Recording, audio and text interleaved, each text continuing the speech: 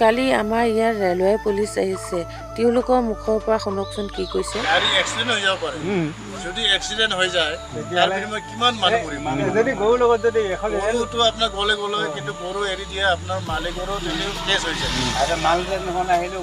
আমাক বুজাবলৈ লৈছে যে গৰু এৰি দিলে ৰেলৰ লাইনত ফাঁচি গ'লে গৰুটো এক্সিডেণ্ট হ'লে ৰেল লাইনৰ একো অসুবিধা নহয় অসুবিধা হ'ব আমাৰ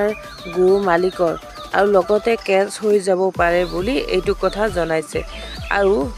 শিলপাতত শিল উঠাবলৈ মানা কৰিছে কাৰণ ৰেলখনত বহু যাত্ৰী আহে কেনেবাকৈ বিপদ ঘটিলে